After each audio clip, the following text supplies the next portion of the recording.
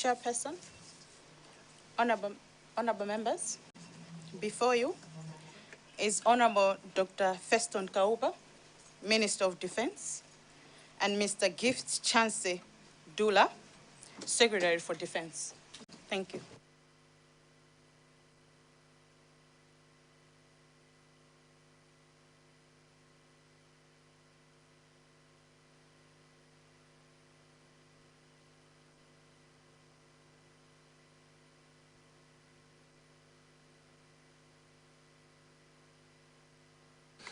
Good afternoon, Honorable. Good afternoon, Honorable. You're most welcome. Please feel free to interact with us. Before we go any further, I would like to formally welcome you to this inquiry by the Parliamentary Ad Hoc Committee, which is investigating the plane crash that took place in Chikangawa on 10th June 2024 and led to the loss of lives of the former Vice President, Dr. Saulos Klaus Chilima, and 8 others.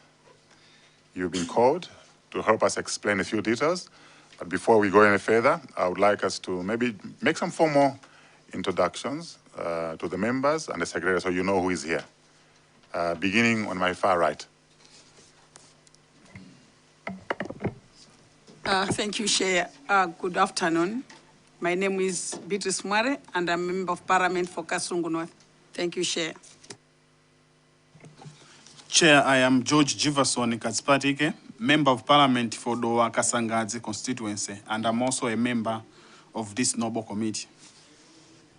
Good afternoon, Chair. My name is Mphatso Jones Boti. I'm a Member of Parliament for Lilongwe Mode constituency. Thank you.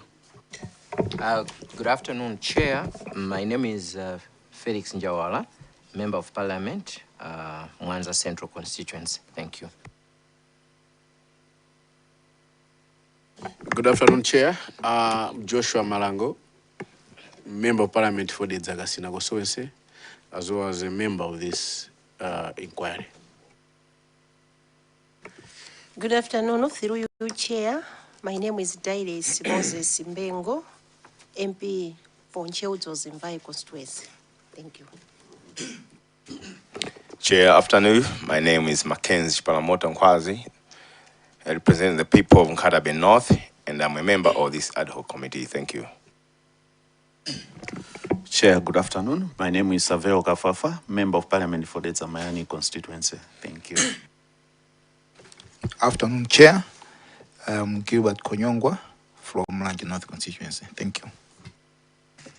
Chair, my name is Dumisani Lindani, representing the people of Zomba Tonbre constituency and a member of this ad hoc committee. Thank you. Afternoon, Chair. My name is James Mpunga. I represent the people of Zomba City South constituency, and I'm a vice chair of this committee. Secretariat. Thank you so much, Honorable Chairperson and all honorable members of the committee. My name is Joseph Manzi. I am the Deputy Clerk of Parliament responsible for procedural services. And I am here, Chair, leading the team of the Secretariat that is supporting you on this noble task. But for purposes of the records, as we start our proceedings, I'll ask each one of my colleagues just to quickly introduce themselves. Thank you, Honorable Chair. Chairperson, my name is Longani Kabich, Chief Clerk Assistant in the Table Office.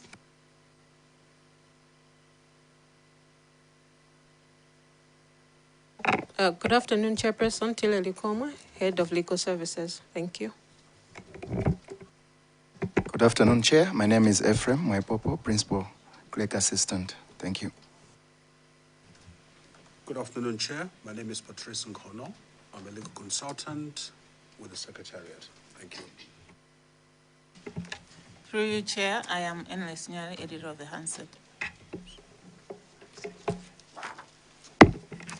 Good afternoon, Chair. My name is Suzy Okunga, Principal Public Relations Officer, Parliament. Good afternoon, through you, Honorable Chair. My name is Annie Ganyangalazi, Research Officer. Good afternoon, through the Honorable Chairperson. I'm Opiri Polepole Ali, Committee Clerk. Thank you. Good afternoon, through you, Honorable Chairperson. My name is Sipiu Okoma, Senior Clerk Assistant, Table Office. Good afternoon, Chair. My name is Louis Maki, Secretariat. Thank you.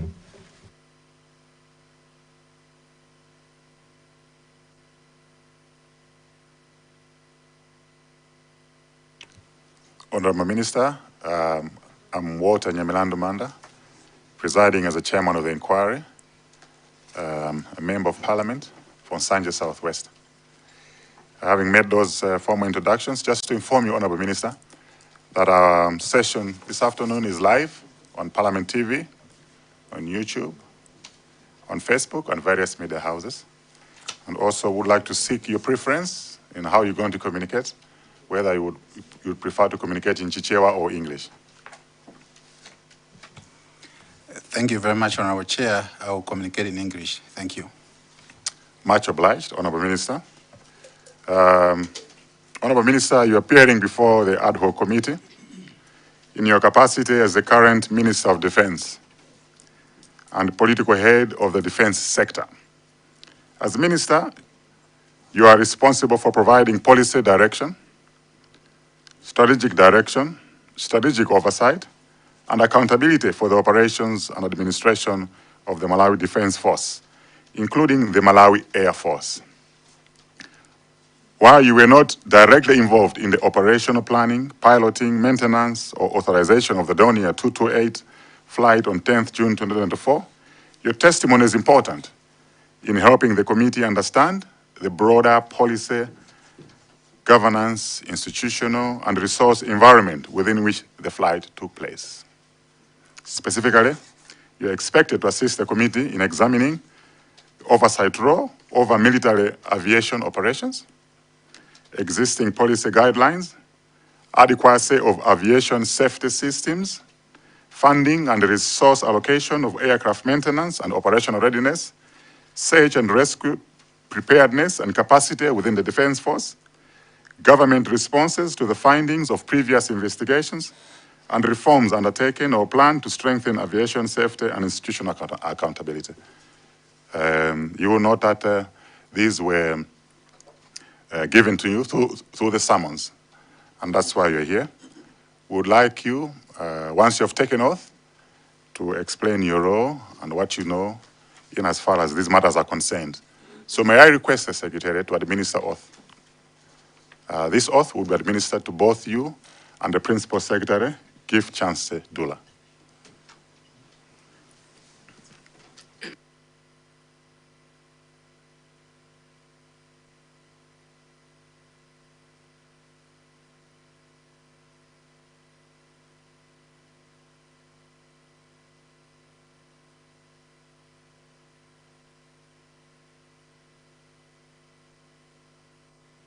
You may have PS maybe just to stand up, both of you, so that the oath is administered to both of you, one after the other.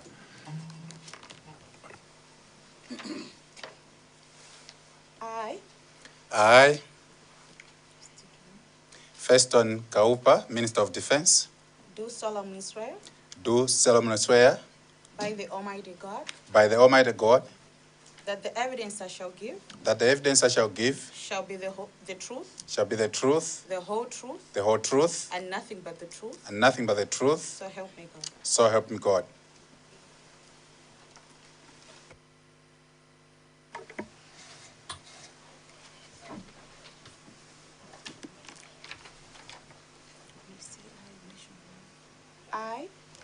I, Gift Chance Dula, Secretary for Defense, Do solemnly swear do solemnly swear by the Almighty God by the Almighty God that the evidence I shall give that the evidence that I shall give shall be the truth, shall be the truth, the whole truth, the whole truth, and nothing but the truth. nothing but the truth. So help me God. So help me God.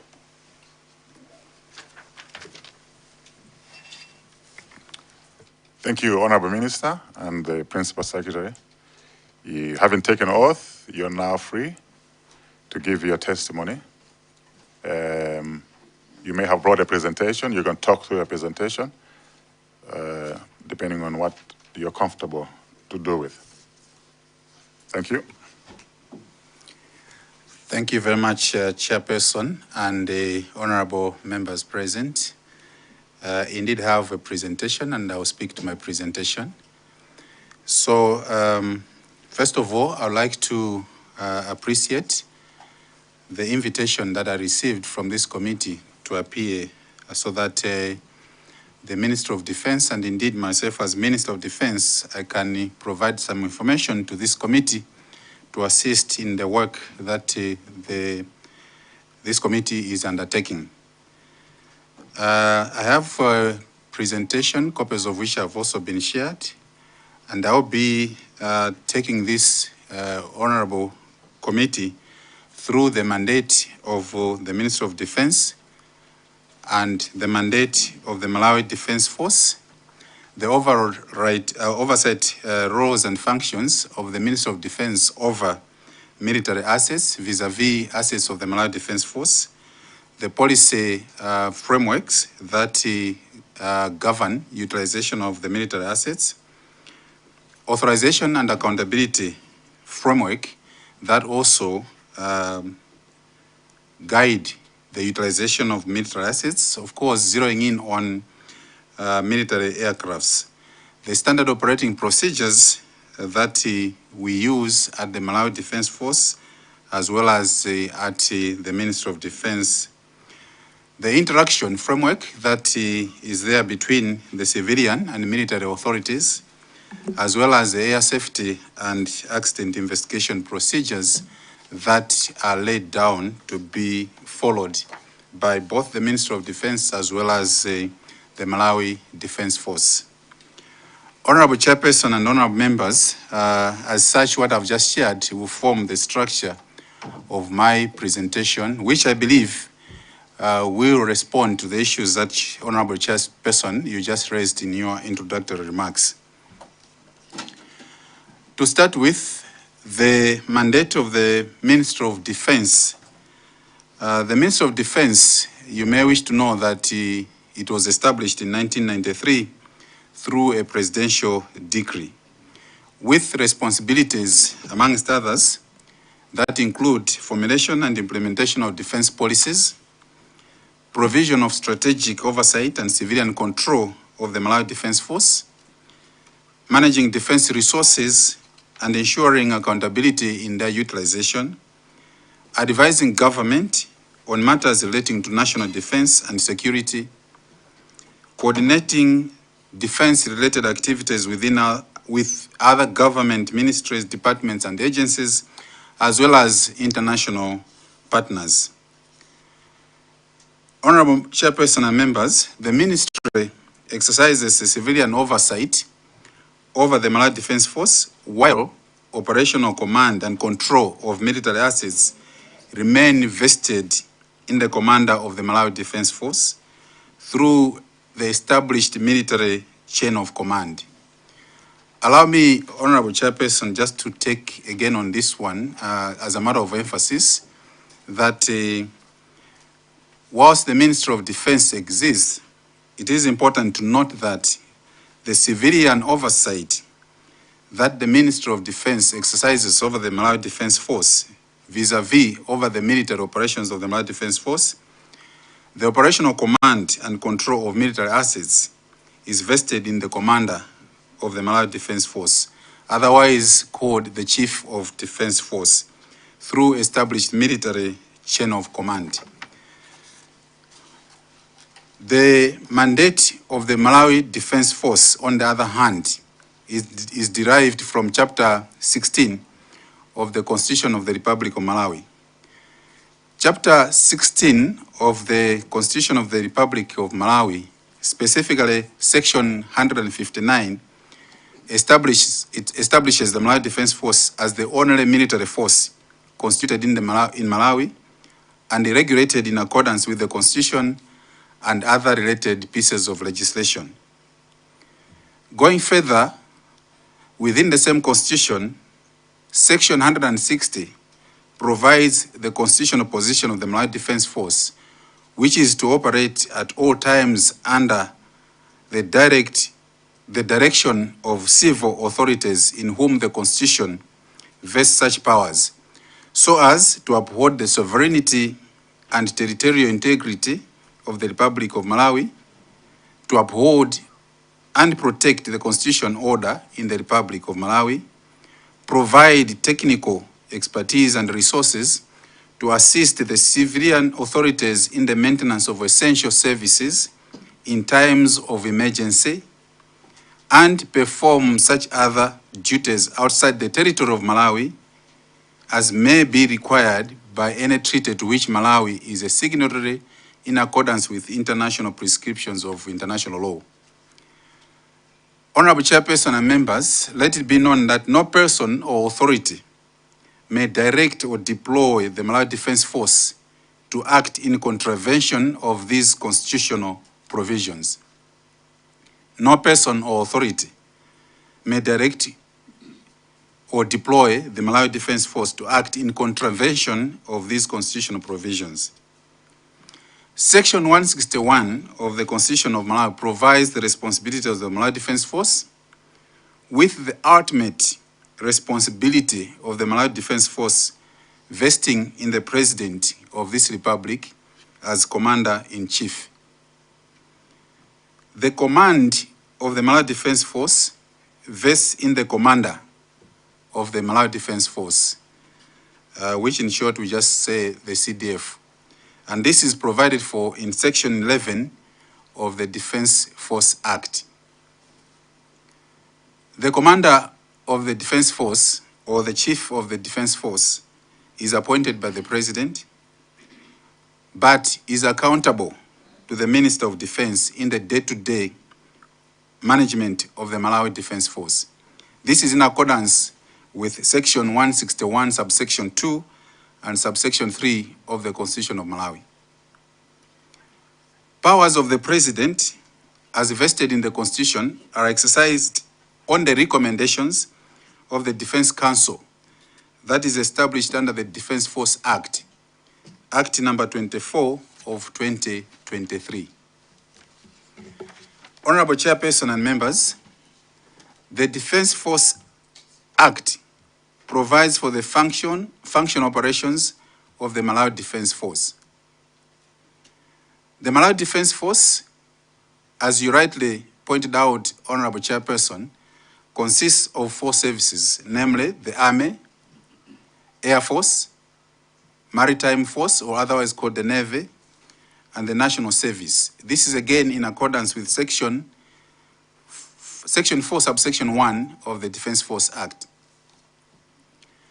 The Defense Council that is established is responsible for the superintendents, where in this case, superintendents, we are talking about supervision, control, and management, and also administration of the Malawi Defense Force. This is in accordance with Section 5, subsection 1 of the Defense Force Act.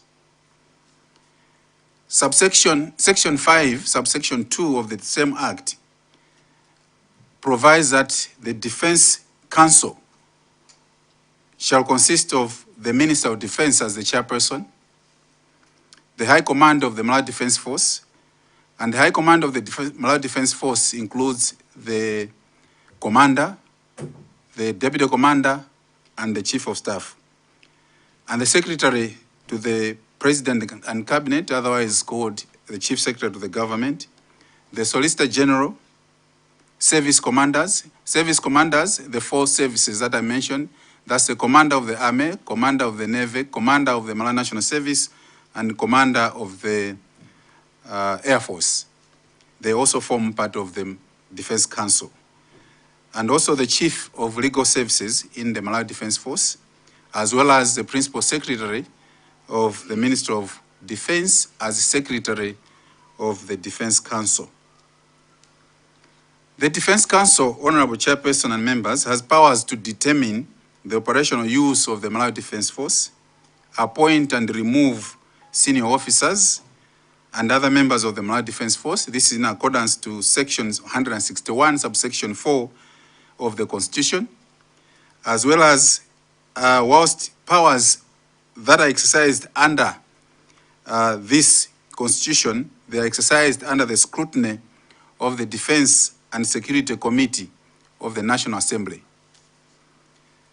The defense, as a matter of fact, the Constitution under Section 162 establishes this committee.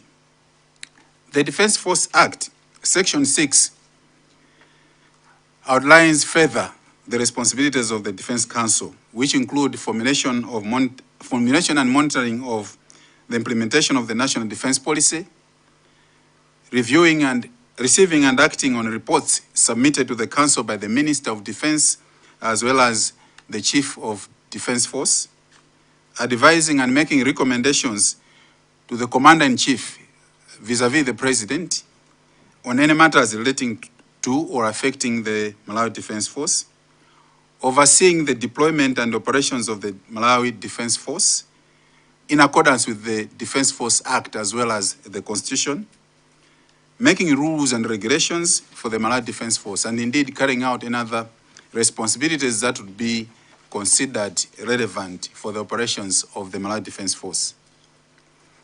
With regard to oversight of military aviation assets, Honorable Chairperson and Honorable Members, the Minister of Defense exercises oversight responsibility over the assets of the Malawi Defense Force through policy direction and strategic accountability mechanisms. The operational management of military aircrafts is undertaken by the Malawi Defense Force, again, as you rightly mentioned, Honorable Chairperson, through the Malawi Air Force and other designated military aviation structures whose responsibilities include aircraft operation and mission execution, air crew training and certification, aircraft maintenance and airworthiness management, flight safety management, compliance with military aviation regulations and procedures. The Ministry of Defense receives regular reports and briefings on the status, utilization, maintenance, and operational readiness of aviation assets to ensure accountability and effective resource management. Honorable Chairperson and honorable members, the policies that govern utilization of military aviation include, as I mentioned earlier on, of course, the Constitution itself as the main law of the land, the Defense Force Act of 2023, standard aviation procedures in line with International Civil Aviation Organization, Malawi Defense Force standing orders and aviation regulations, flight safety regulations and procedures, and other applicable international aviation standards and protocols. The Malawi Defense Force aviation assets, Honorable Chairperson and honorable members, that utilized for national defense and security operations as would be expected, but they are also used for training and operational readiness activities for the Malawi Defense Force, emergency response and disaster relief operations. These would be national, as perhaps in some cases would be determined and dictated by the Disaster Management Department. These aviation assets are also utilized for medical evacuation missions where this would be deemed necessary. The same are used for search and rescue operations, other official government duties, and of course, humanitarian and national interest missions. Honorable Chairperson and honorable members, all flights are required to be properly authorized, planned, documented, and conducted in accordance with applicable operational and safety procedures.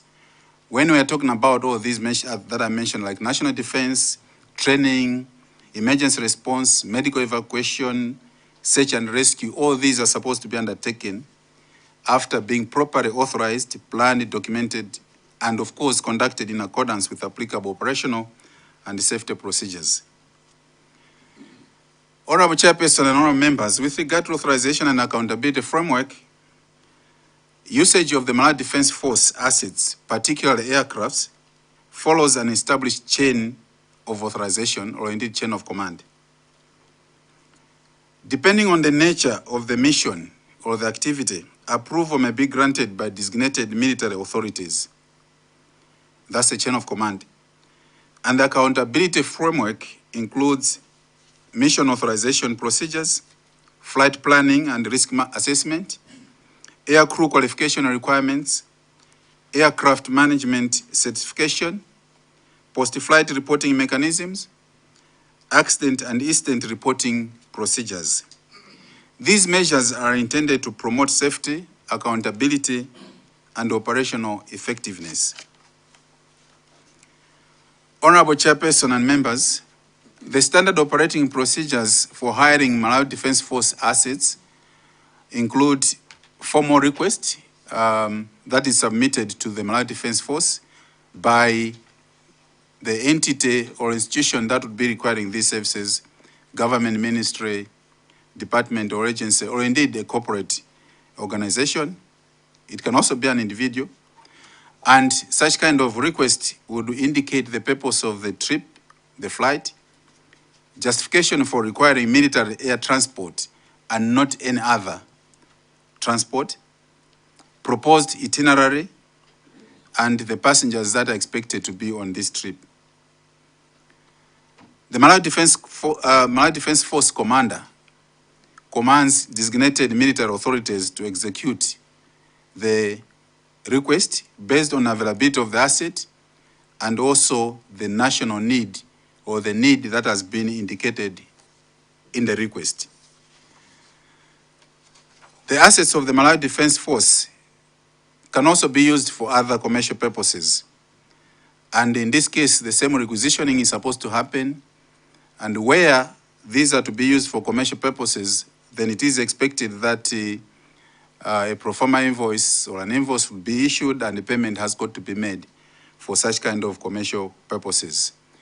The Malawi Defence Force has deployed some of its assets in carrying or delivering fertilizers, for example, delivering of examinations, public examinations administered by the Malawi National Examinations Board.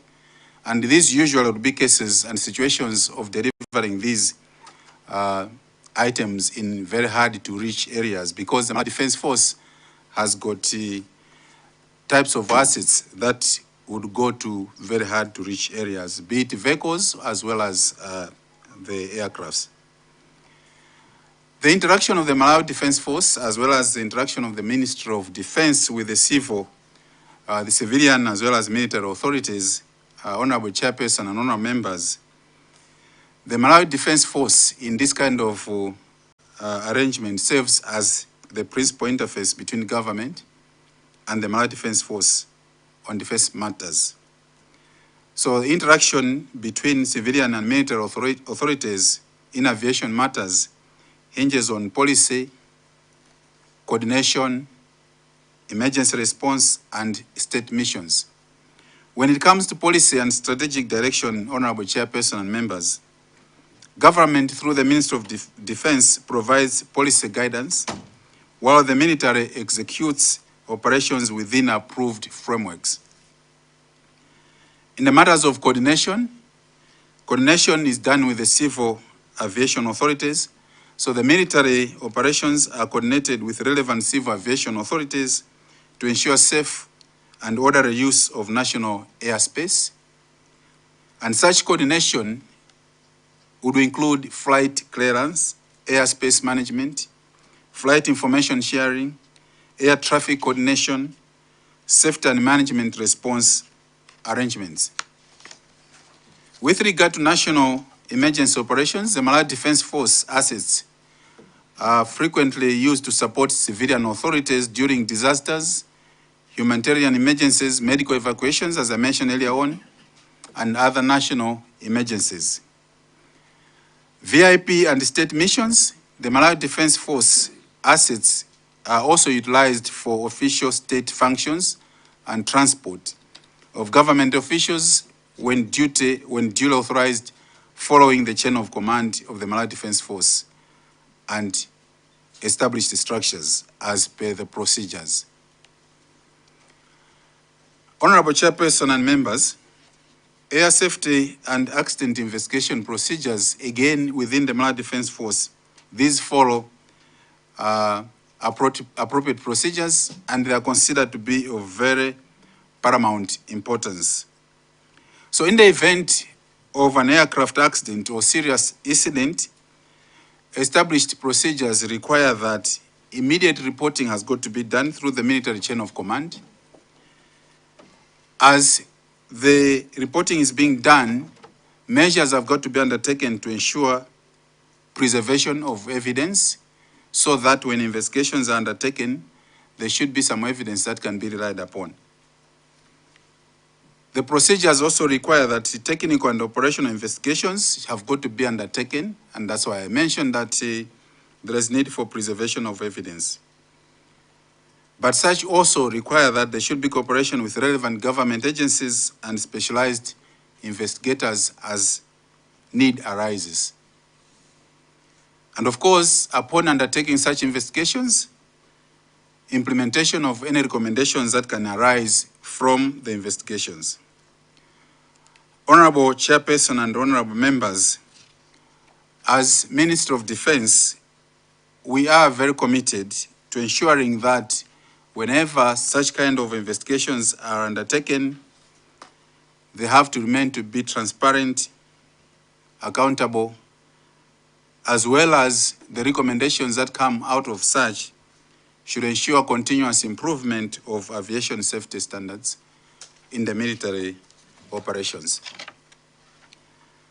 Honorable Chairperson and honorable members, in conclusion, I would like to state that the Minister of Defense exercises civilian oversight over the Malawi Defense Force, aviation assets, through policy formulation, as I mentioned earlier on, strategic guidance, resource management and accountability mechanisms.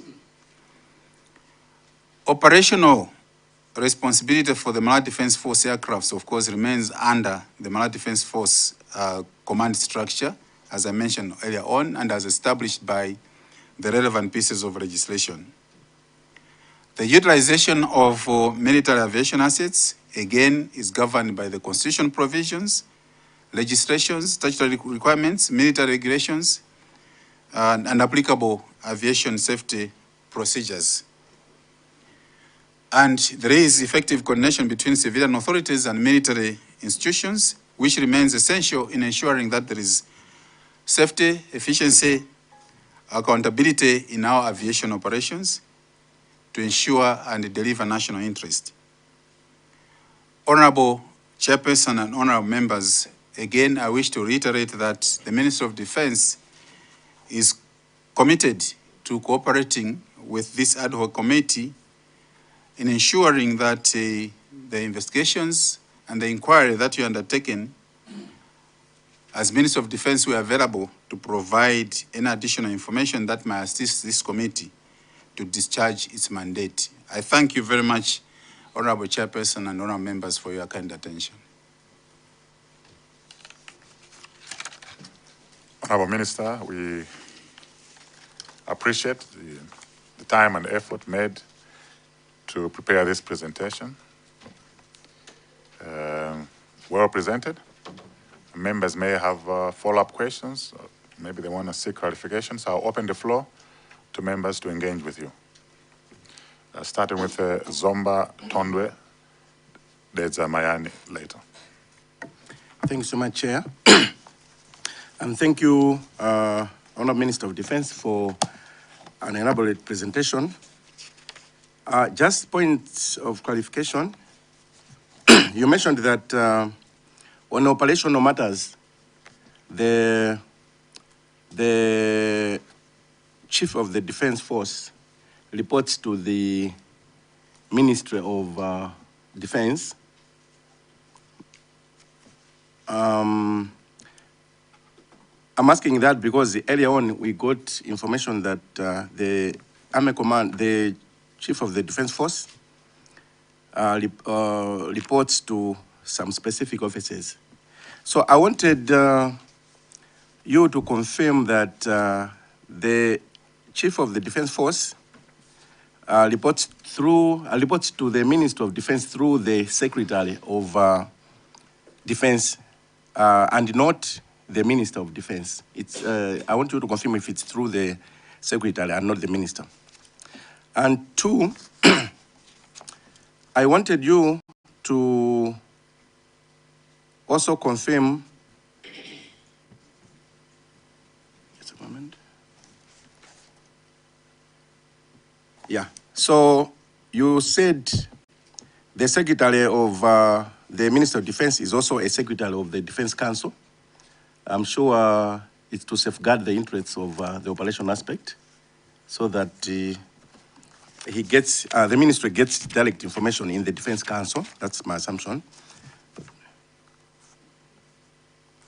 Maybe just confirm that for now. I can't see my other question, Chair. I may come back later. I had 3 questions, but I think I'm just seeing one. So my request is to ask the Honourable Minister if he can confirm that the reporting lines from the commander of the Malawi Defence Force is through the Secretary of Defence and not the Minister. Thank you.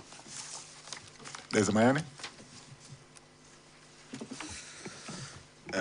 Chair, thank you very much for giving an opportunity to people of the Zamayani to ask him, the minister. Chair, would you please allow me to engage the minister on a few questions? Yes, how many questions have you got? About 4, Chair. About 4, okay. Yeah. So after your questions, then I'll ask the minister to respond before taking more questions. Okay. Thank you very much, Chair, for your guidance. Minister of Defense, I really appreciate your presentation. And I just wanted also to declare that as members of the public or as a civilian, we were beneficiaries of the civilian or public activities that are offered by the Malawi Defense Force during the last season of delivery of the fertilizer, the subsidized fertilizer. My area has challenges with transport, so we benefited much by use by your vehicles, the Malawi Defense Force vehicles. Without them, my people couldn't have benefited. So we are beneficiaries of the civilian activities offered by the Malawi Defense Force. Just to concur a bit with Zomba Tondwe, Chair, I just wanted to clearly understand the reporting lines or the way you are structured. Especially, I would like if you can draw a structure, placing in your narrative, in your reply, placing where the PS is, the MDF commander is, and then you connect with the minister and also the commander-in-chief. Chair, I'm emphasizing on the point by Zomba Tondwe because if that line is not clear, then we might be finding ourselves in that. So this one, don't reply because you replied together with the Zomba Tondwe. But where I wanted us to engage, Honorable Minister, in your presentation, you have emphasized a lot on policies. Under the previous presenter, the former Principal Secretary of the Ministry of Defense highlighted that there is a draft policy, that's the defense policy. I would like you to confirm to this report, to this committee, if there is a defense policy which needs revision, or if there is no defense policy in operation currently. Because you have referred so much to policies, and I wanted you to confirm if the previous submission by the former Principal Secretary, which he said the defense policy is in a draft form, and I wanted you to confirm if indeed you are operating without a defense policy. That's my first one in our engagement. Thank you, Chair. I would like to get that, then I'll follow up with the other questions. Minister, you may take those questions. Thank you very much, Honorable Chairperson, and I would like to thank Honorable Member from Zomba Tondwe and also Honorable Member from the Zamayani for the questions. From Honorable Member from Zomba Tondwe, the operational matters regarding day-to-day operations. I think I did allude to the fact that for the day-to-day management of the Malawi Defense Force, the commander, or rather the chief of the Defense Force, is accountable to the Minister of Defense.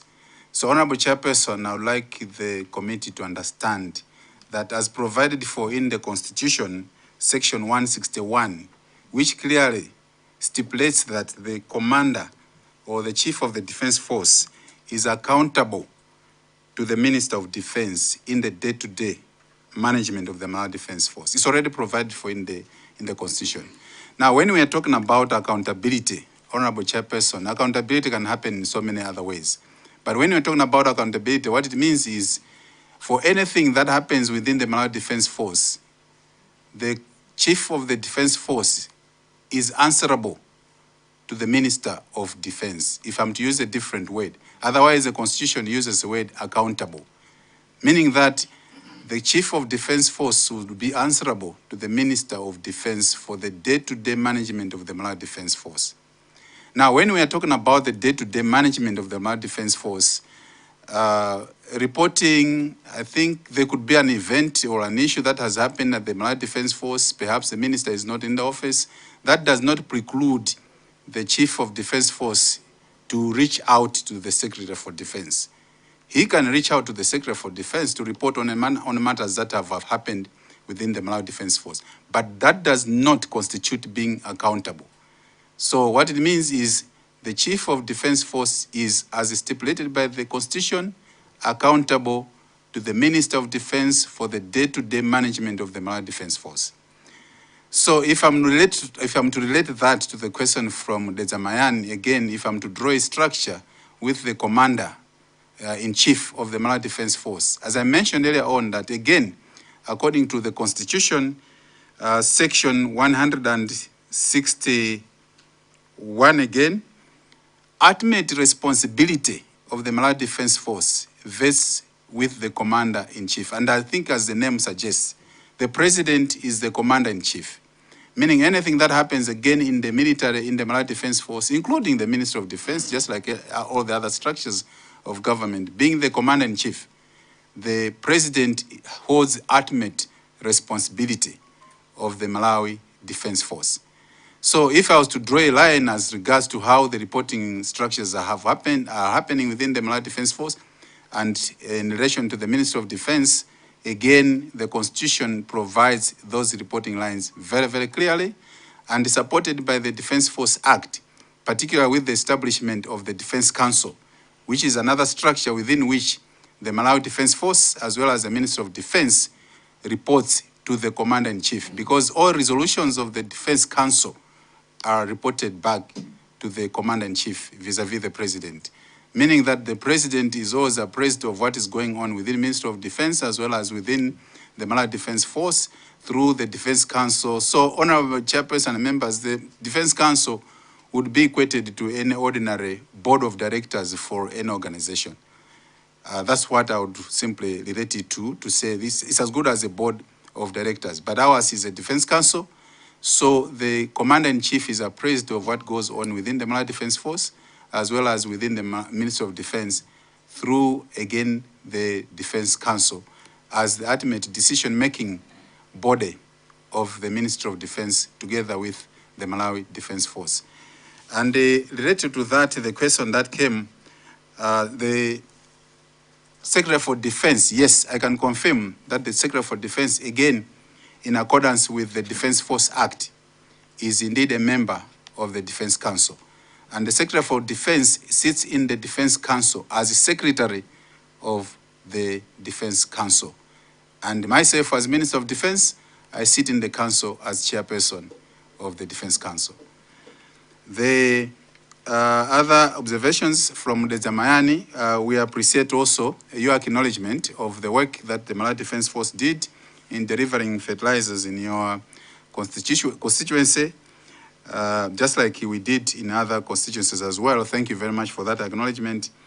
I think the issue about, I hope I've managed to clarify on the reporting lines between the Minister of Defense, the Commander or the Chief of Defense Force, as well as the Commander-in-Chief.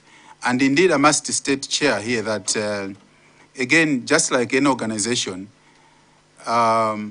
should there be any issues that the Commander-in-Chief would like to find out from the Chief of Defense, again, there is no law or legislation that prevents the commander-in-chief to check or reach out to the chief of defense force for any information that he might wish to have.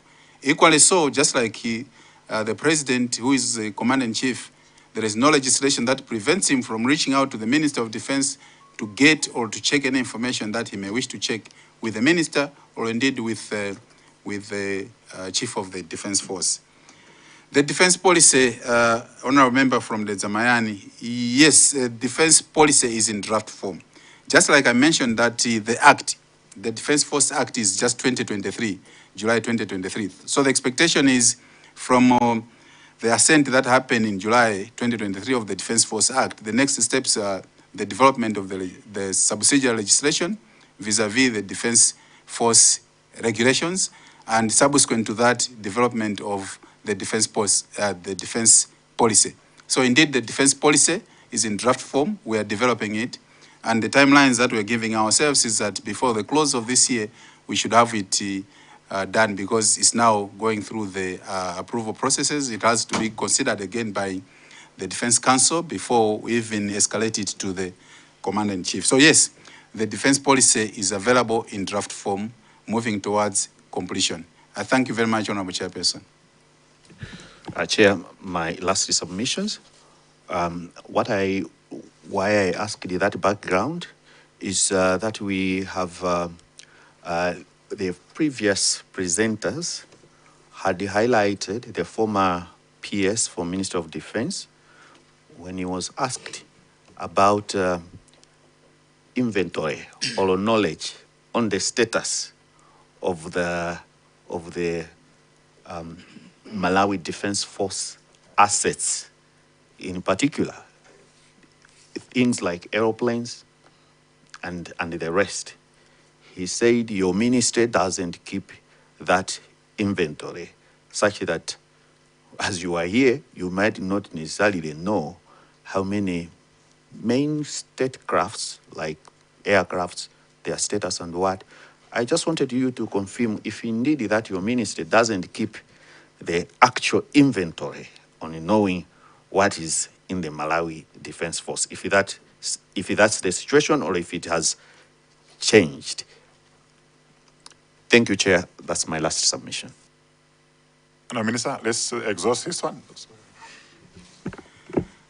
Honorable Chairperson, without reflecting on what the former PS said, I wouldn't want to answer on his behalf, but answering on my own behalf as Minister of Defense, just like I mentioned with the structures that I mentioned, particularly with reference to the Defense Council, being a structure within which we receive reports of what is happening within the four service units of the Defense Force. I already mentioned that the Defense Council includes the service commanders, Air Force, Army, Navy, as well as the Malawi National Service. Why they are present in the Defense Council, and I mentioned that the Defense Council exists to receive reports from the Chief of Defense Force as well as the Minister of Defense. So this is a structure through which we receive reports. And when we're talking about receiving reports, obviously, we receive reports on how these units are performing. So if we receive reports on how these units are performing, we receive reports on what their asset base is. So if the previous speaker said they don't know, I don't want to reflect on that previous speaker, but this minister, through the structures that we have, we do receive regular reports on the assets, the inventory, and the status in which all these assets are, so that we can make informed decisions on what sort of investments we need to make to ensure that we increase the efficiency, the operational capabilities of the Malawi Defense Force. I thank you very much, Honorable Chair. In Kadabe North, in Chair Zonzi, and we're going along that line, and I'll finish up with the Zomba City South. Yeah, thank you, Chair, for giving people in Kadabe North to ask questions, about 2 questions. Honorable Minister, good afternoon. Good afternoon. Can we go to our presentation number 9, Air Safety and Accident Investigation Procedure? Yes, procedures.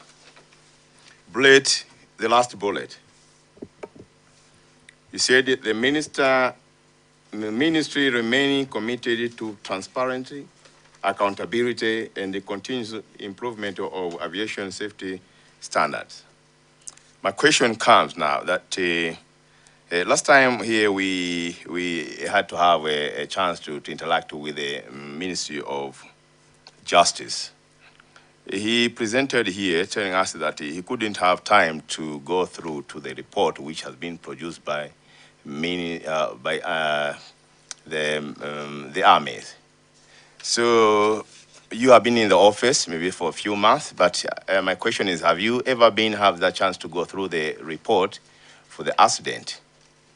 One. Two, is about accountability. Now, accountability and the transparency. Is it must that the report should be confidential rather than to be accountable to the public, according to our view? Thank you. Chair Nzonzimbai. Thank you so much, Chair, for giving chance the people of Ncheu-Dzonzimbai constituency to ask a question. Right Honorable Dr. Feston Kaupa, the Minister of Defense. Actually, I had two questions, but the first question has been asked already by Nkatabe North. Actually, I would just ask one. Following the accident occurred on the 10th June 2024, what improvements have been introduced to strengthen aircraft maintenance oversight, airworthiness certification, and operational safety? Thank you. Minister, may I take those two questions?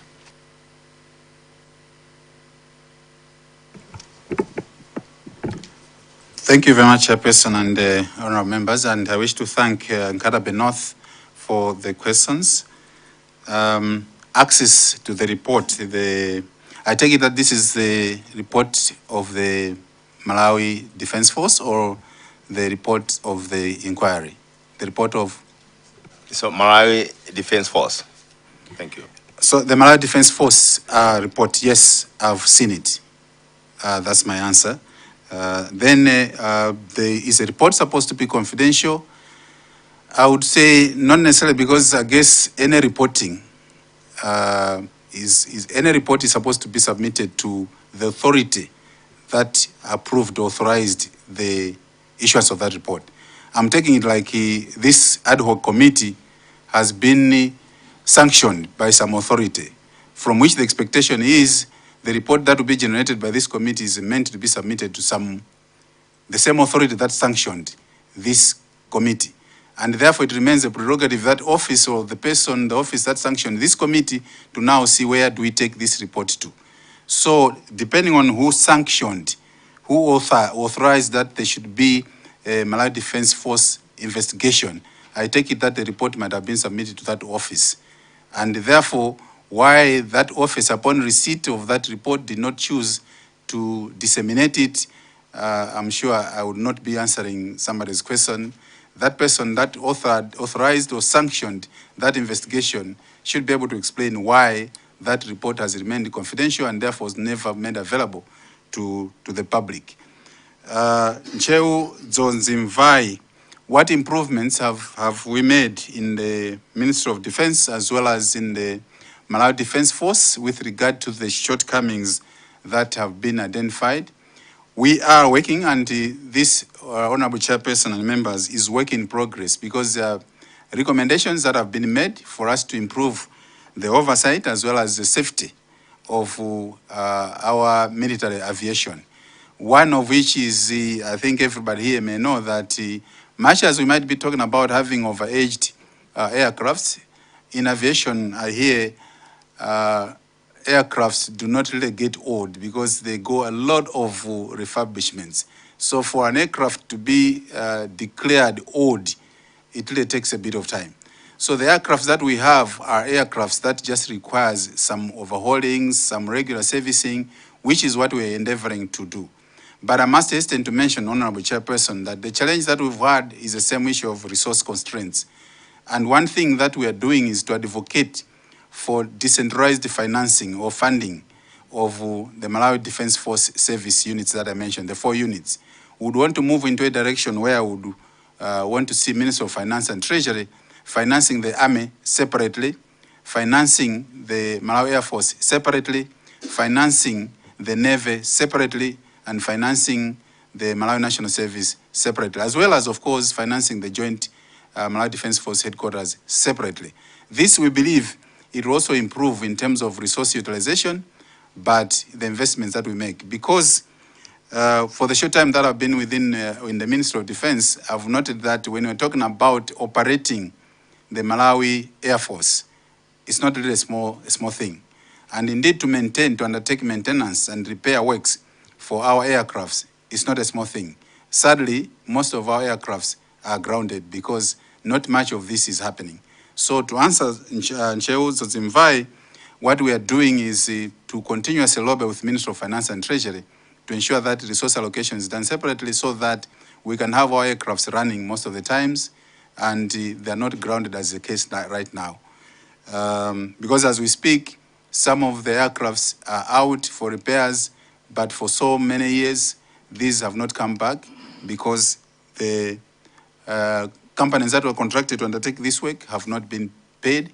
And this, of course, Honorable Chairperson and members, is not only for the aircrafts, but generally for the Malawi Defense Force. Let it be put on record that the Malawi Defense Force is heavily underfinanced. And if we're to talk about some of our shortcomings, I think we might not be doing justice to national security. I would rather stop here. With your permission, Chairperson, I thank you. There's Zakasina, and then we go to Mwanza Central. Thank you so much, Chair. I will not ask too much questions because Katabe had asked what I wanted to ask, but just to say, good afternoon, Honorable Minister. Good afternoon. Chair, the Honorable Minister in some other world used to be my CEO somewhere else when we both worked in the same ministry. And he's a man of his integrity, unless he has changed it because of other things. Can you confirm this whole document you have submitted it and we can speak to it? Sure, I can confirm, Honorable. Okay, can I take you to your last statement on page number 9, where you have committed to fully cooperate with this ad hoc committee? If that still stands, through your chair, can you speak or submit before this committee the report which you say you have seen, which was sanctioned by your Ministry of Defense, the Defense Force Planning Inquiry report, which they did on their own? Can you submit that report before this committee? Sure, Chair. I mean, I already committed that we would want to cooperate with this committee. Thank you, Chair. Chair, through you, can I ask that the witness duly submit that report which MDF did conduct its own inquiry? Because as he has committed through this presentation, I thought he can share so that we can look at it. And then lastly, we didn't want to comment on the previous witness, the former PS, but you have gone rounds and rounds on the inventory. When Mayani asked you, you said no. Defense Council is there to receive reports. I think we have almost four times you have repeated that statement. I wanted you to confirm with this committee if you know the inventory as to how many planes the MDF has. How many are in operation and how many are in that service, which you said some are yet to come back. I like this idea, Chair, that the minister, as I said, is very honest to say the MDF is, or the ministry, or this MDF from ministry is under financed, because I think you agree with me. If there's one vote which is more of into secrecy, it's the Defense Force, because we say, and you are not fully scrutinized, because we hide under the curtain of national security. I like that you are able now to speak out that no, we are underfunded, we don't have this, we don't have this. Now, one of the TORs of this committee is to provide recommendations at the end of everything.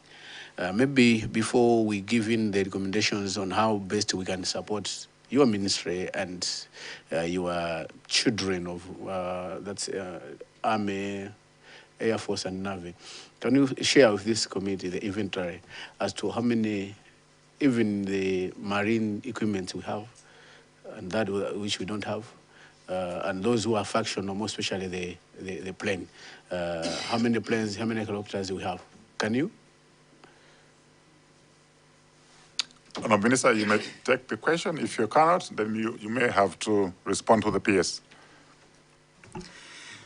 Thank you very much, Chairperson. And I wish to thank Honourable Member from Kasina. Indeed, cooperating fully with this committee, we will do. And as I mentioned, yes, this report can be shared. The ministry, or rather Malawi Defence Force, hiding under the curtain of security. I suppose, Honourable Chairperson, this also ought to be accepted because there are some matters that certainly we cannot be talking about them like right now here. As you mentioned, Honourable Chairperson, that this discussion is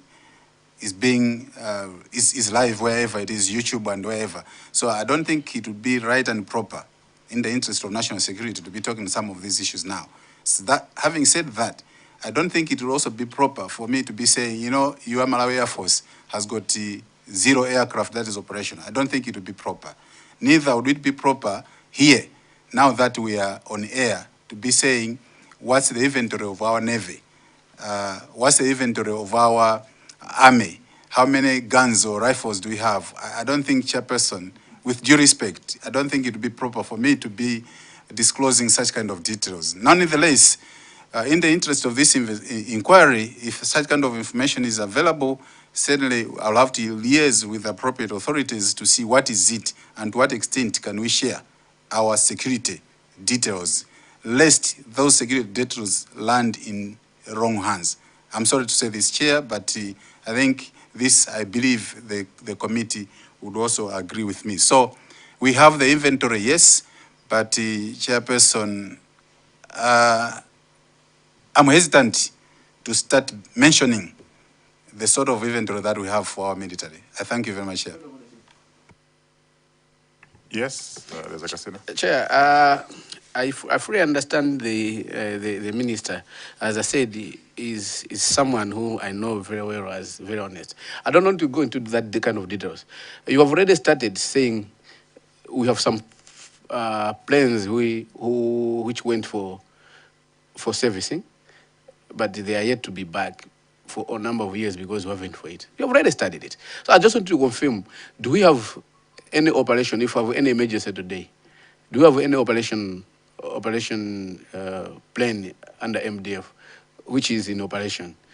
I don't want you to go into details how many are they, and we don't know who do the gun, but do we have any plane which is in operation as we are speaking right now?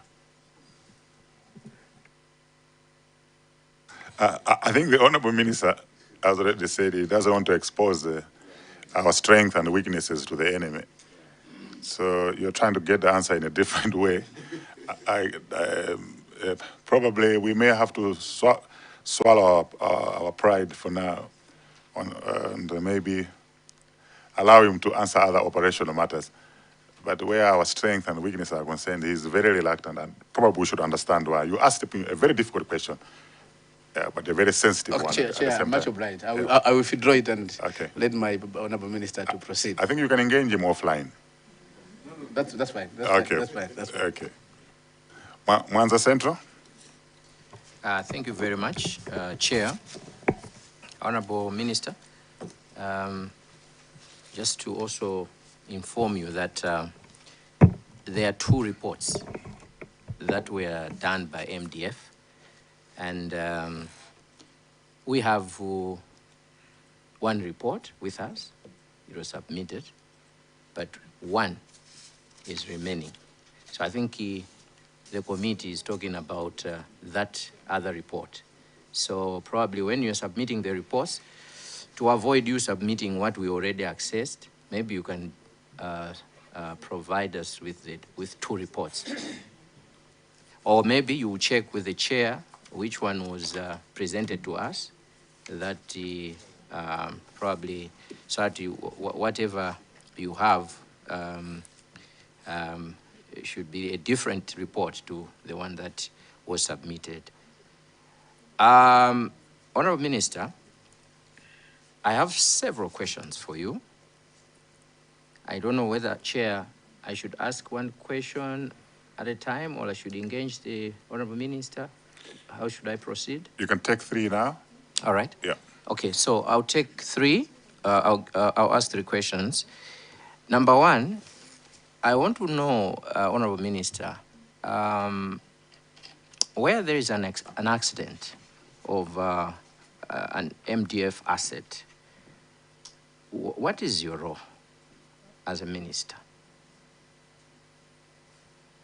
Number 2, in your office, did you find any documents, not the reports, but documents regarding the accident that happened?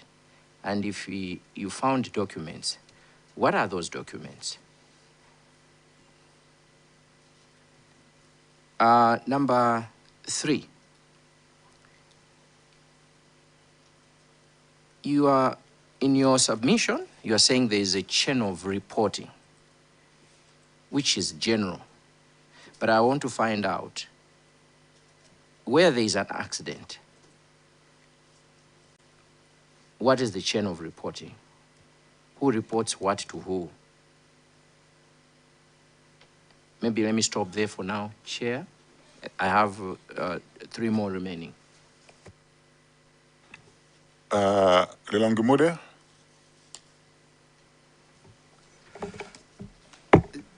Chair, thank you so much. I hope the minister will be able to respond to all these questions because I have, I think I have 2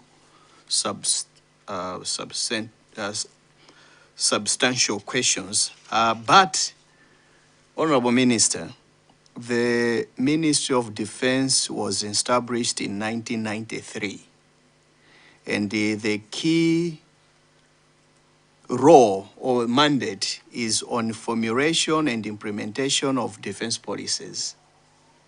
And you have mentioned that the defense policy is in a draft form. Would you confirm that there is no any defense policy from 1993 to date? Number 1. Number 2, your presentation on slide number 4, the last sentence, says the Ministry of Defense receive regular reports and briefings on the status, utilization, maintenance, and operational readiness of aviation assets to ensure accountability and effective resource management. You receive regular reports. Number 1, would you share these reports that you have been receiving? That's my first question. And my second question is, in your analysis, because I believe when you went into the ministry and the PS, you looked at these regular reports. There is a question about black box, why the aircraft did not have the black box. I'll put it in that plain civilian language. Is there any recommendation in your ministry telling Malawi Defense Force to actually acquire a black box and put in these aircrafts because they came without it? That's what we hear from the report from BFU and the Commission of Inquiry. Was there any recommendation, because that's what your ministry does, was there any recommendation to Malawi Defense Force to acquire voice recorders and black boxes and put them in that aircraft because it was a VVIP aircraft as well? My last question, Honorable Minister, is just to get a confirmation. If you have seen any documentation in your office of the ministry being informed about the acquiring or the acquiring of the flight by the late former vice president. Because we just want to understand the policy guidelines on when the VVIP request an aircraft from MDF, do they need to report or inform your ministry about it? Thank you so much, Honorable Chair. Honorable Minister, you may take questions from those two submissions, those two witnesses. Thank you very much. Thank you very much, Honorable Chair and the honorable members. I wish to thank Honorable Member for Mwanza Central and also Honorable Member for Lilongwe Mode. From Mwanza Central, 2 reports from MDF. In as far as I'm concerned, there is just 1 report.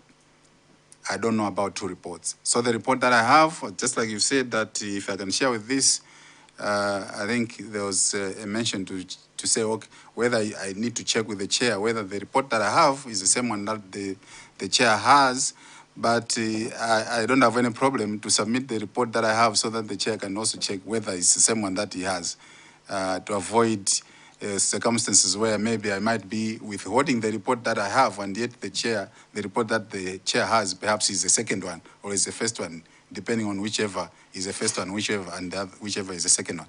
But I wish to confirm that I have 1 report, and working with the Malawi Defense Force says there is 1 report. So is this one I'm ready to share with the committee, Honorable Chairperson and members. Yes, what's the point of order? Chair, I just wanted to really emphasize the idea that we know there are 2 reports which were made confidential, and this committee is interested. So the first one was from MDF, but the other one was from Civil Aviation. So I just wanted to highlight, according to the presentation by the Minister of Justice. Thank you, Chair. So the report from Civil Aviation does not fall under the purview. That will be pursued separately. But I'm aware about the background where Mwanza Central is coming from. There is an allegation that there was a report that was issued within a week after the plane crashed. Okay, it was a very brief report. That's an allegation, okay? That brief report was never circulated. So apart from the actual detailed report that we have, that Parliament was served with, we have a full dossier that we have been served with. It hasn't been made available to the members for security reasons, okay? But Parliament has that full dossier, that full comprehensive report. But I think he's making a reference, he's trying to clarify, there was a preliminary report. There is a preliminary report that was provided to Parliament, and that report was made available to some members, and members were asked, if you wanted to access the report, you can come to Parliament, they would make it available.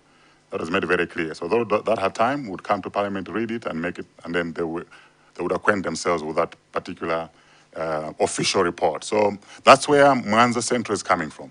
Yeah, just to clarify that misunderstanding. Yeah. Thank you very much, Chair. I appreciate it for that clarification. But let me just go back and say that indeed I have 1 report, and I'm more than ready to share that report with this committee.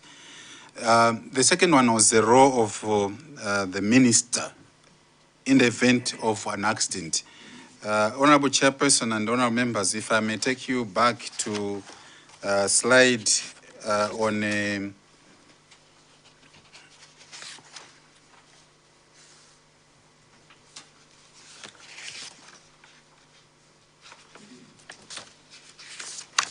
the slide that talks about air safety.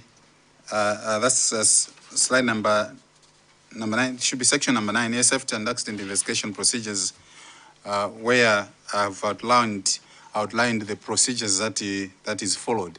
So when we are looking at all this, I reported that in the event of an aircraft accident, the procedures that we follow include immediate reporting through the military chain of command.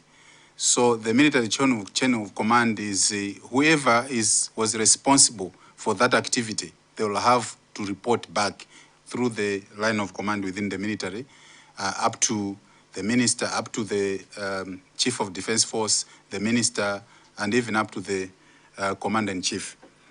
Again, the issue of preservation of evidence, obviously this now would be the responsibility of those that would be responsible for the actual, whoever would be available at the site of the, of the event, and of course the investigations that have got to be carried out.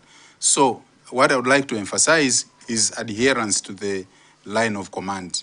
As you might appreciate that that's how the military operates. So you not expect anyone, any Jim and Jack to report about an aircraft accident without necessarily, within the military, following the line of command. So that's what has got to be adhered to until the same is reported to the minister as well as to the commander-in-chief. The documents, if there are any in my office, I think the honorable member from Mwanza Central says that apart from the reports, if I come across any documents related to the accident, I would like to say no. I haven't seen any other piece of paper or document that talks about this accident besides the reports that I've made mention of. The chain of reporting, I suppose, again, this is about the chain of command with regard to reporting an accident, which I've already responded to. Coming to Lilongwe Mude, no defense policy since 1993 to date. Perhaps I'll take that with a caveat that I did mention that I'll start with the Defense Force Act, and not necessarily with the establishment of the Ministry of Defense, because the defense policy that we are talking about is hinging on the Defense Act, and the Defense Act hinges more on the Malawi Defense Force. And I did mention that the Defense Force Act is that of 2023. So I will not be talking about absence of a defense policy since 1993, which is the establishment year for the Ministry of Defense. I would rather be talking about defense force or lack of defense policy from 2023, because the defense policy will be riding on the Defense Force Act. I did mention earlier on that from the Defense Force Act, we'll be talking about the Defense Force regulations and, of course, the Defense Force, in fact, the defense, not Defense Force policy, but rather defense policy. So, Honorable Chairperson, I would like to confirm that I would rather be talking about absence of a defense policy since 2023 and not necessarily since 1993. Yes, yes. Chair, the Defense Force Act of 2023 was a replacement of another Defense Force Act that was there. So there was a Defense Force Act before 2023, but because the amendments were many, then there was that parliamentary procedure. You don't just repeal one or two. If there are many, then you replace it. So it was there before 2023. Thank you, Chair. In other words, Honorable Minister, the question is, do we have a defense policy in Malawi as we stand? Chair, as I mentioned earlier on, that we don't have a defense policy as we speak now. There is one that is being developed and is in draft form, which we expect to finalize before close of this year. But thank you so much, Honorable Member for Lilongwe Mude, for that clarification, and indeed that that clarification that has been made. Yes, there's a man. Thank you very much, Chair.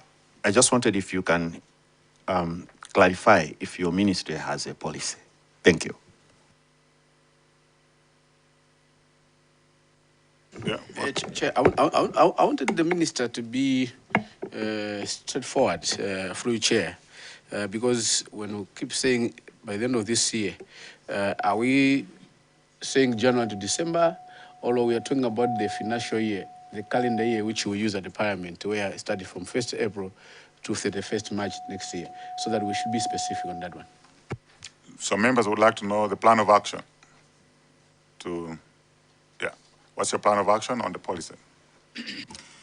Thank you very much, Chair. When we're talking about the policy and the conclusion of the same, we are talking about the calendar year. That's by December 2026.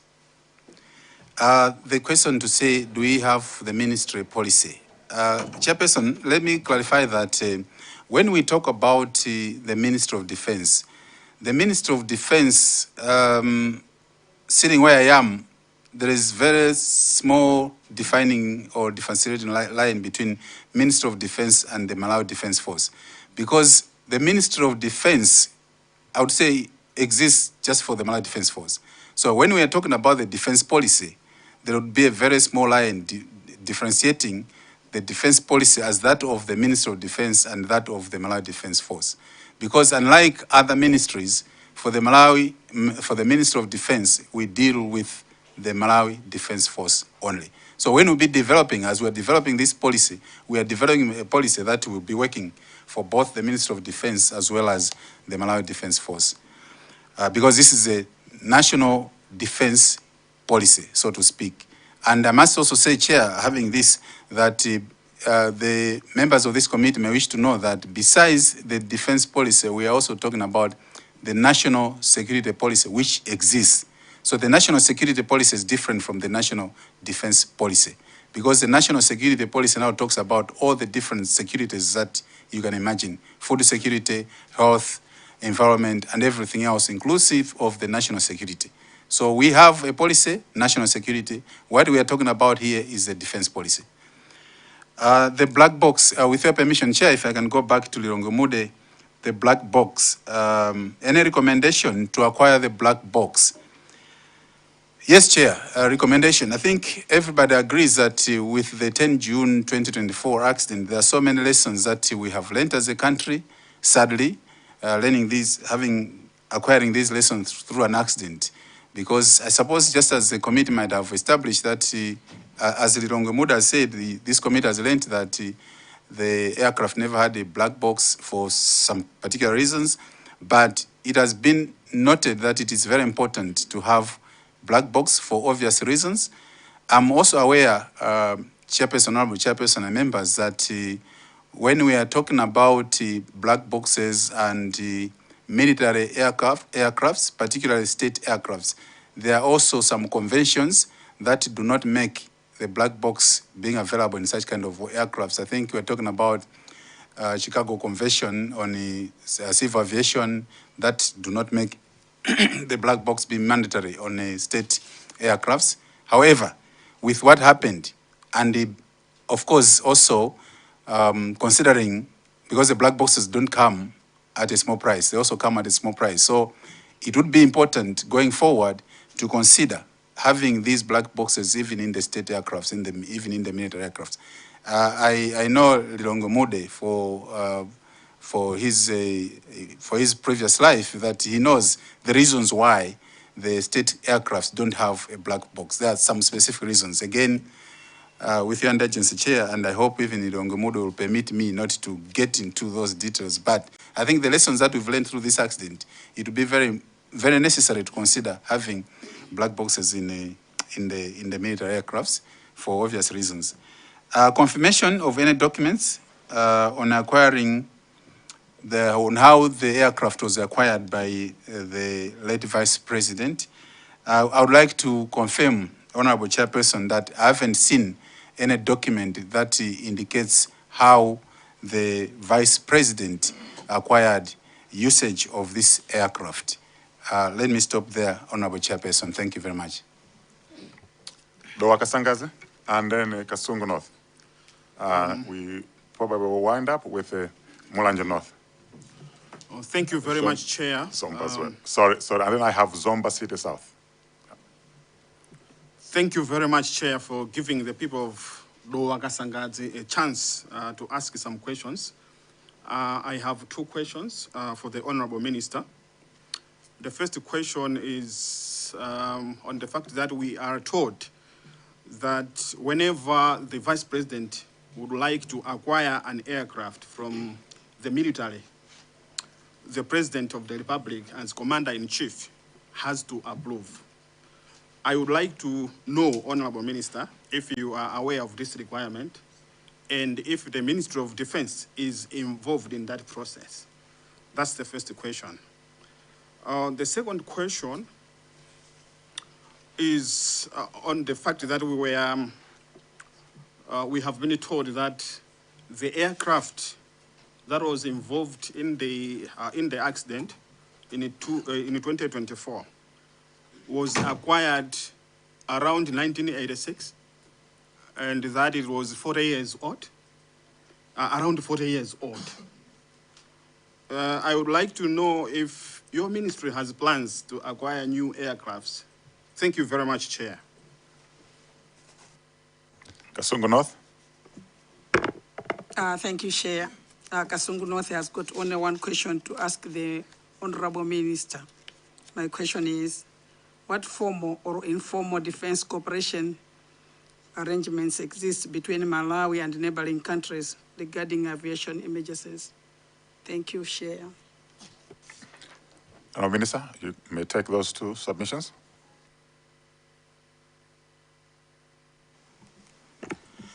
Thank you very much, Honorable Chairperson and Honorable members. Honorable member for the Kasangazi is saying that I suppose we are informed is this committee, or is this committee is informed that the VP, when the VP would want to hire an aircraft, he would need approval from the President, who is the Commander-in-Chief.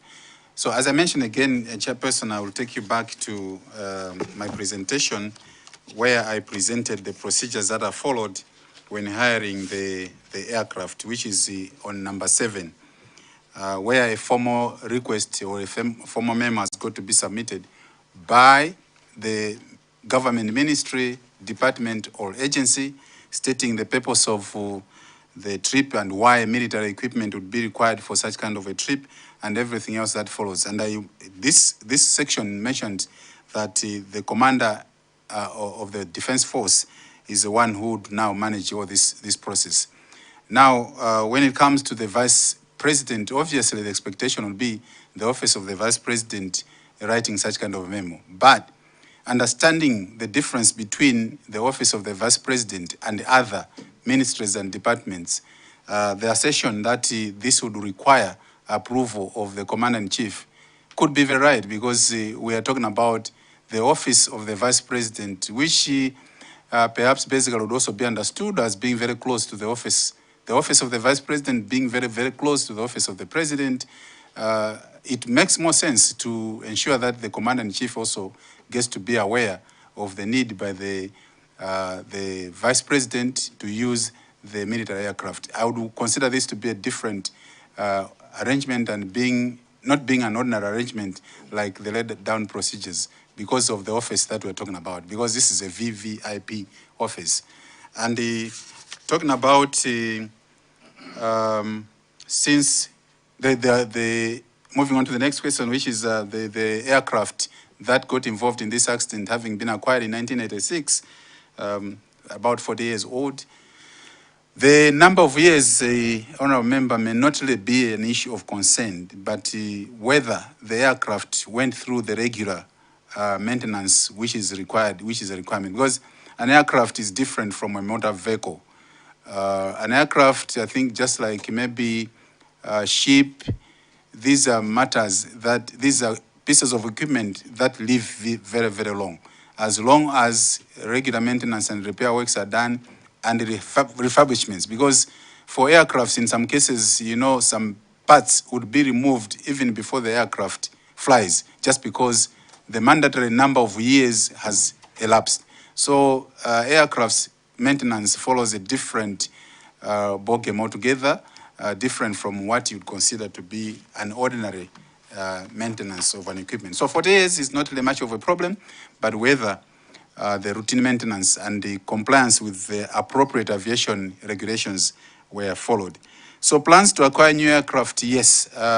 When I got into office as Minister of Defense and went around to appreciate the nature or status of equipment that the military is using, Malawi Air Force is one such unit that is requiring a lot of investment.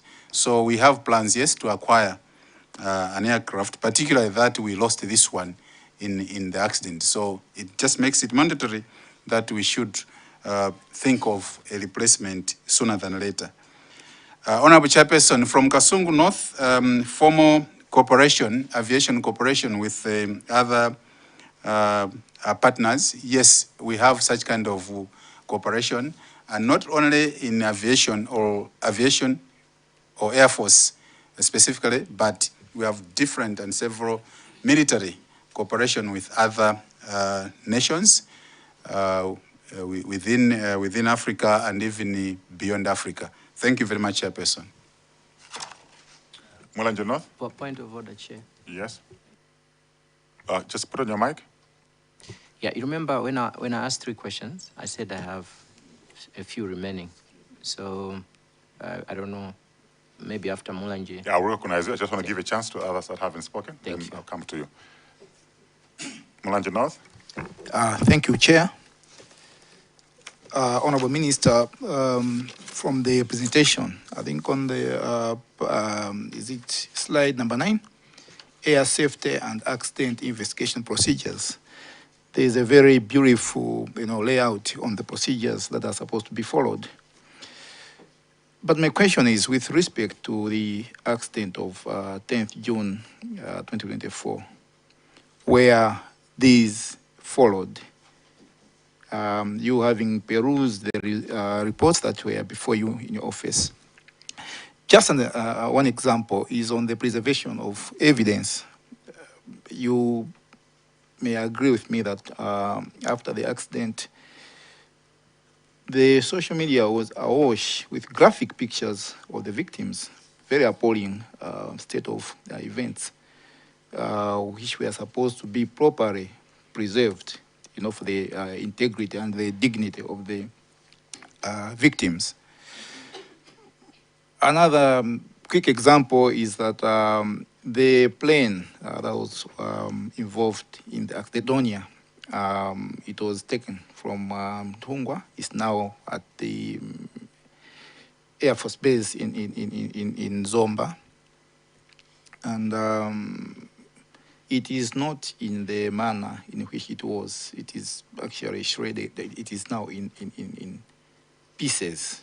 It's in pieces, just to use the simple explanation. So I just wanted to know whether these procedures were adhered to following the accident. Thank you. Honorable Minister, maybe we just take another question from Zomba City South, so we can manage time, and then I'll come to Mwanza. Chairperson, it might not be one question. Being a vice chair, I think I'm privileged to have more than one question. Honorable Minister, I have several. I'll start with your last response. You said there are plans to procure new planes. And I just wanted also to remind you that as you're preparing to procure new planes, you might also want to look around within the barracks. If there are other new planes that are not being flown, maybe because we don't have skills, maybe you might want to prioritize those ones before we start buying more new planes. Just an advice, in case there are new planes that are just lying idle. Chairperson, my next one is to take also the minister to slide number 3, I think on page 3, the last sentence where you said no person or authority may direct or deploy the MDF to act in contravention, etc., etc. What I have in mind is that we are talking about the chief, the commander-in-chief being of the overall boss of the military. This means that even the VP cannot move the military, the MDF, to do anything without the head of state, the commander-in-chief, knowing. Meaning, as you have responded, the procurement of the plane that is in question, you are telling us that the second citizen could not procure without the head of state, commander-in-chief knowing. I just want you to confirm that before I move to the next question. Honourable Minister. Chairperson, if I can quickly come to this, I think the procurement that we're talking about here is procuring the aircraft services, not necessarily procuring the aircraft. So I think I mentioned about this earlier on to say, considering the office that we are talking about, this is the office of the Vice President. Despite the other arrangements that we have, the standing arrangements that we have with regard to acquiring services of aircrafts from Malawi Air Force, where the ministry or department agency is required to issue a requisitioning memo, etc., I did mention that considering the nature of this office, the office of the Vice President, I mentioned that it's very close to that of the President anyway, more or less like the same presidency. So I wouldn't really think that the Vice President would acquire usage of an aircraft without the principal knowing. Because in any case, my expectation is when the Vice President is traveling, he must take leave of the principal. So as he's taking leave of the principal, certainly the principal would also want to know what sort of transport mode the Vice President is undertaking. So I would consider it to be very important for the Office of the Vice President to write the Office of the Vice President, write the Office of the President and Cabinet, which is the Office of the President anyway, so that they get to know that there are these arrangements happening. And therefore that being the Office of the Commander-in-Chief would therefore move within the same line of command that I made reference to earlier on. Thank you very much, Chairperson. Thank you so much, Chair.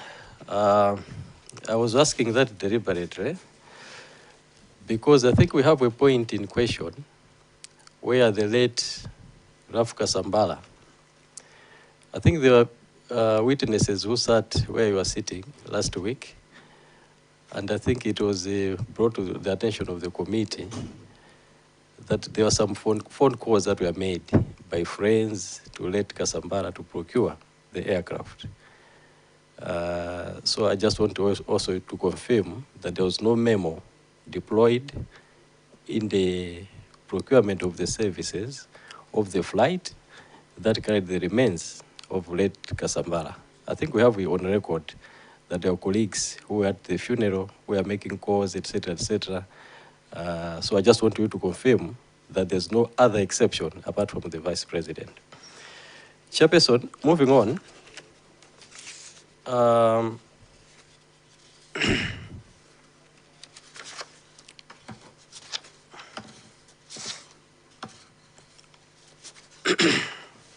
Chair, the last question would be related to what Mwanza Central has asked regarding the, I think it's Mulanje North, regarding the wreckage. You might want to respond clearly to say, within the preservation of evidence, your ministry has done the needful to make sure that that wreckage can also be inspected in case we want to go back there to make sure that we have evidence. Because what we saw in Zomba, as the Honorable Mulanje North has said, I think most of us were left unsatisfied because these are pieces of the wreckage.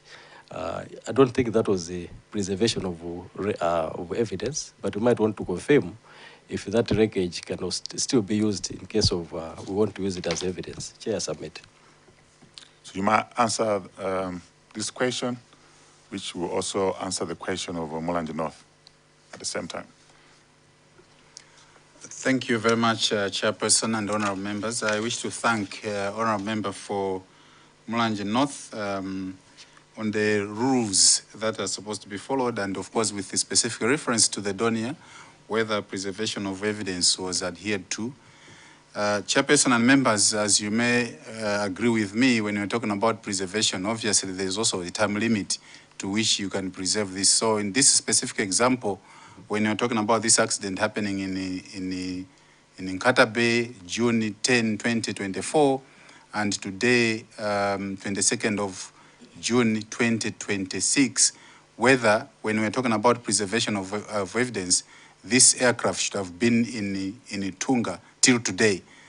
perhaps, Chair, that may not necessarily be attainable. However, the evidence that is there at Zomba Air Base, you might have seen that perhaps it's not in the original form that it could have been whilst it was at Tunga, but you might have found it if you've been there.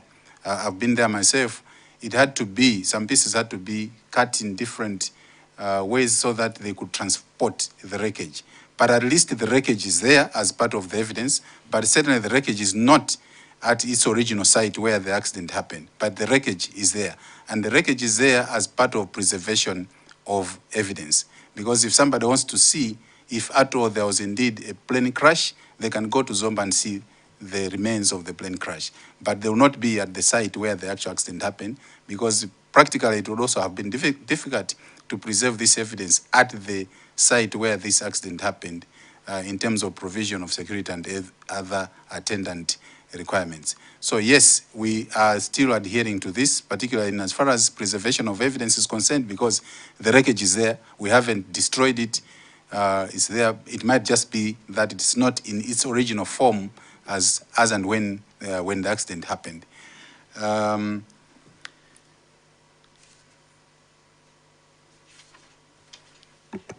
Zomba City South, you talked about this committee getting to know that it were friends that procured the services of Malawi Air Force with regard to hiring this aircraft, whether there are any documentation. I have information that there is documentation that was provided by Malawi Air Force to the friends that requested the Malawi Air Force to provide these services to transport the remains of Leti Kasambara. So these documents are available at the Malawi Air Force. I think Zomba City South, you did ask about new plans regarding, I did not pick this one, right? Or maybe it's the one that I already responded to. Chairperson, I did ask the Honorable Minister as he's procuring new planes. Okay, yeah. So yes, as we are procuring new planes, new aircraft, yes, we are aware because we had to undertake an assessment, an assessment of the existing aircrafts and identify the gaps. So we have some aircrafts, for example, that are lying idle at Chileka Airport, the MA 600 aircrafts. I think there are 2 of them. So we are aware of the challenges that we are experiencing as not to use them. Again, the same issues of resource constraints, but we are working on making sure that these aircrafts should go into, they should be flying, working with the suppliers of these aircrafts, and also with regard to the resource constraints, working with the Ministry of Finance and Treasury, that we can secure some funding to pay off the obligations that are making us unable to use the aircrafts right now. So yes, Chair, we are aware of the existing aircrafts, and we are making efforts to make sure that we also use them, much as we are also making efforts to acquire the others that we want to acquire. Thank you very much, Chair. Mwanza. Yeah, thank you very much, Chair. Honourable Minister, if this issue is of, if it's a security issue and you cannot respond here, I'll be fine with it. But maybe through the chair, you can provide the information. I want you to probably, inform this committee. If our military is able to conduct its activities in any condition, rainy, cold weather, under the dark, do they have the apparatus to operate or to conduct its activities under such conditions? If we cannot respond it now, but if you can probably finish that information to this committee, maybe by close of business tomorrow. Thank you very much, Honourable Minister. Honourable Minister. Thank you very much, Honourable Chairperson and Honourable Member for Mwanza Central. Thank you very much for at least giving me the preface and that advantage that if I cannot respond now, maybe I can provide this information to the committee later on, because indeed, Chair, just like I did respond to the others, if I'm to stay here that our military is not able what would be the impression? But that's not what I'm saying. That's not what I'm saying. In terms of the capabilities, the readiness of our military, of our Malawi Defense Force, if you really need that comprehensive report of our readiness, Chair, I may have to again check with the security protocols as to how much disclosure we can make with regard to our readiness and our capability to operate in different weather or conditions, be it raining, fog, dry, hilly, or you name it, water.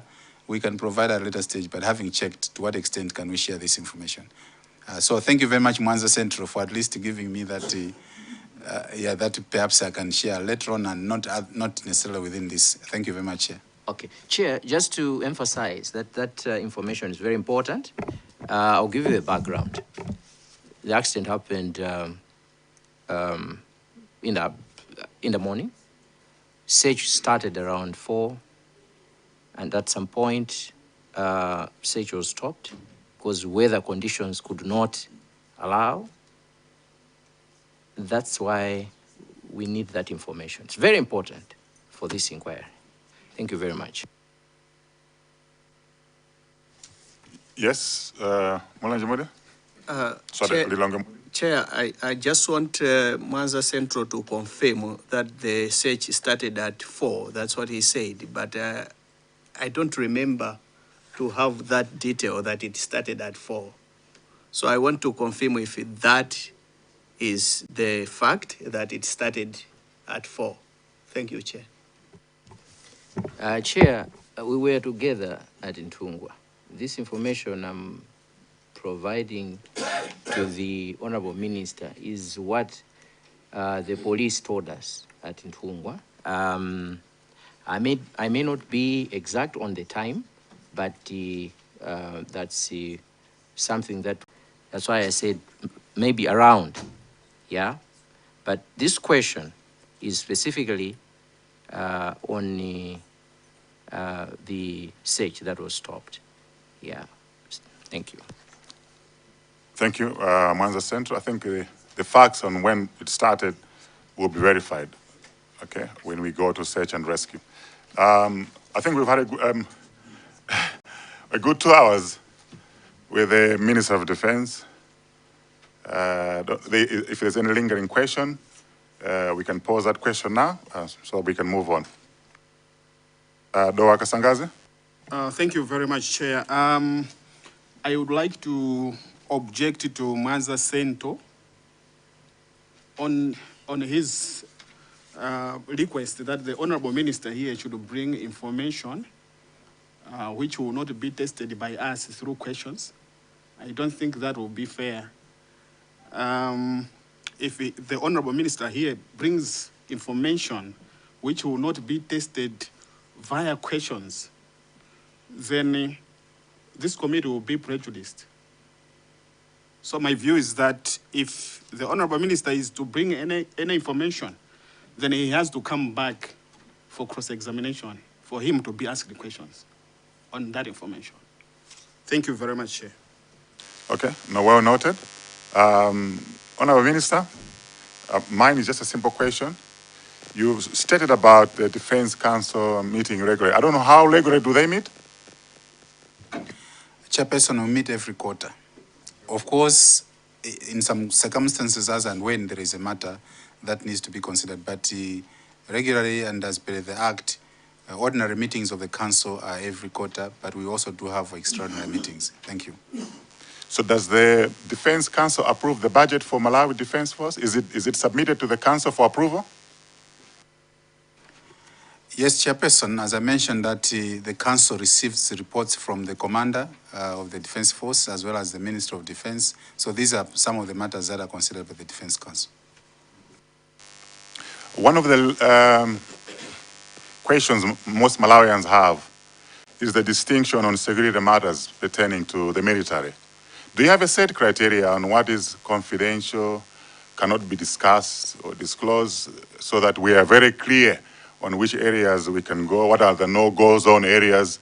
As it stands, transparency and accountability is a challenge, But maybe you can explain to us what are the no-go zone areas and what is there any set criteria?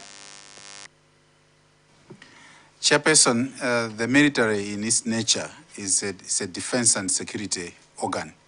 In which case, I wouldn't sit here to say, you know, these are the specifics that would not be considered to be security issues or defense issues.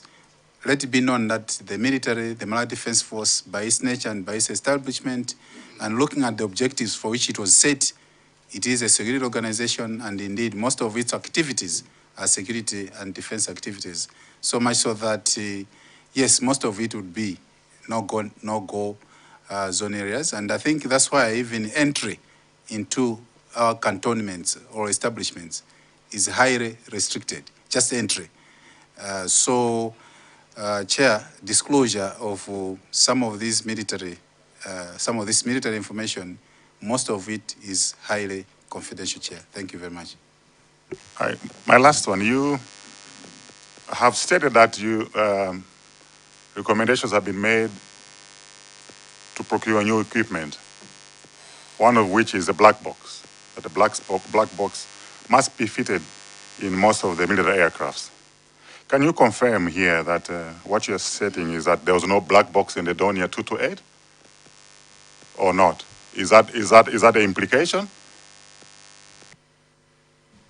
Chairperson, in the Donia that got involved in this accident, I would say that there was no, what is called, I think the honorable member for Lilongwe Mode mentioned of the voice recorder, cockpit voice recorder, flight data recorder, and I think most of these are the ones that are referred as to the black box, for the reason that it wasn't there for the reason that, as it were, it is a state aircraft and the military aircraft. And I mentioned earlier on that according to Chicago Convention, military aircrafts or state aircrafts it's not mandatory for them to have the black box. But specifically for this one, the Donia, that got involved in the accident, the reports that I've seen, according to the reports that I've seen, the reports are saying that, because I wasn't there, but the reports that I've seen are saying that the black box was not there. So this is in accordance, according to the reports. Not me, because I wasn't there. Okay, because we are in the process of gathering evidence. So anything you state, we will take it very seriously. Are you suggesting that the MASPA must be pursued further? Because we haven't yet concluded. You're basing this on the reports. It's not something that you know for a fact. Chairperson, yes. My answer is yes, that has got to be pursued further. Because I wasn't there, I cannot confirm that this aircraft, this specific aircraft, did not have a black box. Thank you, Chair. Thank you very much for that clarity. Honorable Minister, we've had extensive discussions with you, and we appreciate your time you have taken to explain to us the relationship between MDF and the Minister of Defense and the reporting lines. This will help us for making recommendations and also clarity on our report. We appreciate your time, and we don't take you for granted. There were areas where it was sensitive, we couldn't go to, where we appreciate for the sake of national security, and there's a space we cannot go to. If you have any other comments, remarks you would like to make before you leave, you're most welcome to do so. Honorable Chairperson and honorable members of this ad hoc committee, I wish to reiterate my gratitude for inviting me to appear before this committee and provide information that we could provide as a Minister of Defense, as well as part of it as a Malawi Defense Force. I'm aware that you'll be meeting the Malawi Defense Force later on, particularly the CDF, the Chief of Defense Force. I wish to reiterate and put it on record that the issue of the black box is not an issue that I can confirm that it was not there or it was there because I was not there. What we are talking about here is I'm saying it would be very important to be having this piece of equipment even in state aircrafts, although the Chicago Convention says it might not be mandatory. But I think it would be very important for us to be considering, particularly when we think and consider that we are using these aircrafts, for example, for disaster responses, for search and rescue.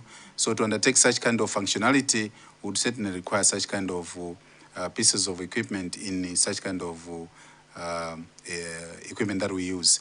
Otherwise, on behalf of the Ministry of Defense, my colleagues that are here, allow me, Chairperson, to thank my team members for putting all this together to allow me to appear before this committee with this information that we've provided. We remain available beyond this time that we are leaving this room, should you require more information from the Ministry of Defense as well as from the Malawi Defense Force. I wish you all the best as you continue to undertake this noble course. I'm aware that it's not an easy job, but let God guide. Thank you very much. Thank you, Honorable Minister and the Principal Secretary. You may take leave now.